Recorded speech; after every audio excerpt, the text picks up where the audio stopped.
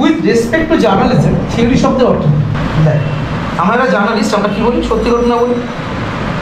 যখন আমি কোনো কিছুর যখন লিখিত বিবরণ থিওরি মানে হচ্ছে বিবরণ কীরকম বিবরণ লিখিত বিবরণ যখন সেটাকে আমরা এক্সপ্রেস করছি বিস্তারিত আলোচনা করছি তখন আমরা কী বলবো সেটাকে এক্সপ্লেইনড থিওরি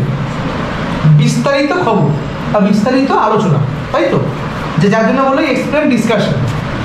যাই হোক থিওরি টি ফর কি ট্রুথ একজন জার্নালিস্ট বা একজন সাংবাদিক অলওয়েজ কী বলে সত্যি কথা বলে এইচ ফর কী হবে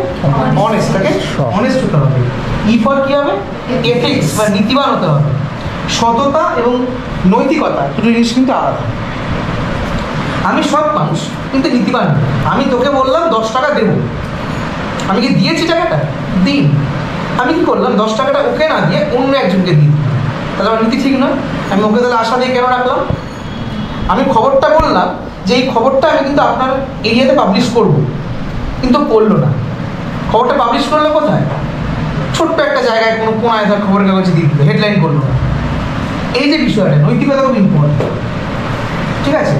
ও ফর কি অবজেক্টিভ একজন সাংবাদিক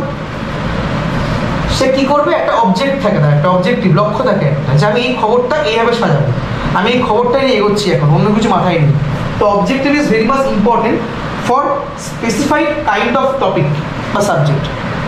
তারপরে কি দায়িত্ব খবরটার সঠিক বিষয়টা যেন আমার কাছে আসে সেটা যেন সঠিকভাবে অন এয়ার হয় তার দায়িত্ব ওয়াই ফর কি ইউথফুল ইউথফুল শব্দের অর্থ কি যেটা প্রয়োজনীয় আজকে আমার পাড়ার রামুদার বাড়ির চালটা ভেঙে পড়ে গেল এটা আমার প্রয়োজনীয় নয় পড়তেই পারে কিন্তু কোনো একজন টিএমসি কাউন্সিলরের মানে পরিচিত বিল্ডার্সের 5তলা বিল্ডিং তৈরি হচ্ছে সেটা ভেঙে রামুদার চায়ের দোকানে এই চাল ভেঙে পড়ে গিয়ে রামুদা মারা গেছে দ্যাট ইজ প্রয়োজনীয় তো কোনটা প্রয়োজনীয় নয় এটা বুঝতে হবে জার্নালিজমের ক্ষেত্রে এটা কিন্তু important it is based on journalism the field of journalism